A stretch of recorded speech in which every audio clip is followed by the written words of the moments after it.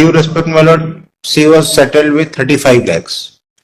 Rest of I have left to the court, my lord. 35 lakhs she wants. Sir 31 lakh हम देंगे, और ऐसा नहीं कि मेरा पेन जो है कि अभी खत्म हो जाएगा, वो 15 साल तक ईएमआई के रूप में रहेगा मेरे साथ, और 31 ज्यादा हाईली रिजनेबल है। और ये तो इसलिए है कि 31 लाख को मान लें, और बहुत ज्यादा अगर इनकी बात अगर रखनी है तो मैं 50,000 और बढ़ जा रहा हूँ और इसको मान लिया। ये तो आपकी पे भी तो बढ़ती रहेगी धीरे धीरे, पे बढ़ती रहेगी, उसी हिसाब से सर आपका प्रमोशन होगा, आपको रिटायरमेंट तक हम ईएमआई देंगे सर, कम से कम 20,000 रुपए पर मंथ 20 साल तक। और हमारी नौकरी जो बची है वो 17-18 साल बची है, तो हम उतना पे करेंगे। तो इनको इसको एक्सेप्ट कर ले और ये सब जो डिस्प्यूट है खत्म कर ले, क्योंकि अब कोई कुछ बचा नहीं है, खाली केस और इधर कोर्ट कचहरी दौड़ रहे हैं और कुछ नहीं हो रहा। न इनको कोई फायदा हो रहा, न मुझे कोई फायदा हो रहा, मुझे तो बहुत नुकसान हो। तो इसलिए मैंने इनको ऑफर किया है 50,000 हम बढ़ा दिए हैं सर, आप एक्सेप्ट कर लें, और इससे ज्यादा 30। ठीक है सर ने कहा दिया 32 करने के लिए, सर मैं 32 करने के लिए तैयार हूँ। इनके बीच का हो गया 32, 25, 35। चलो मान लो 32 में मान लो, ठीक है। मैं तो my lord, चलो उसका प्रेयर बता दिया कि, लेकिन hurdle is that my lord, this petition is against section 9 of the Hindu Marriage Act that was filed by the wife before the trial court, that was decreed in favor of wife. He has prefer appeal against that order.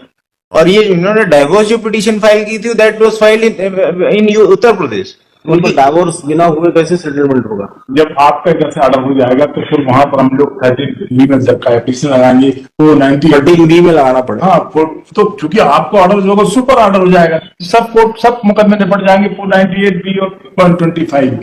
ये लोग ने वहां पर MS के लिए settle कर लिया। Jurisdiction of Uttar Pradesh, UP में चल। ये सेक्शन 9 है, ये 30 सेक्शन 9 है ये। इसमें कॉम्प्लिकेशंस होंगी, हाँ, क्योंकि 13B में जरूरी नहीं कि वो इस बात पे अड़े ही रहे। तो आप यहाँ सेटलमेंट करने के बजाय उसमें कर लीजिए, 13 में वहाँ सेटलमेंट कर लीजिए, ये ऑटोमेटिक इन्वेस्ट हो जाएगा। सर तो वहाँ डाइवर्स नहीं मिला, क्योंकि सेक्शन 9 वो विरोधाभास हो जा रहा कि इसको विड्रॉ कर लीजिए दोनों मिलके।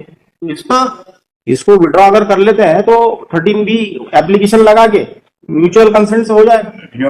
नहीं देखिए, अगर हम सेक्शन 9 में कंप्रोमाइज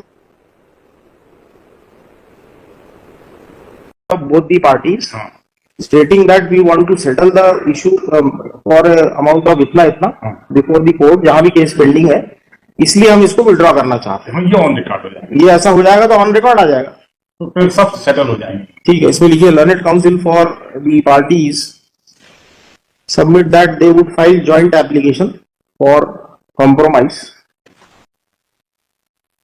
within 15 days हम बना लेते हैं, आप जिस दिन बोले उस दिन बुलवा लेंगे।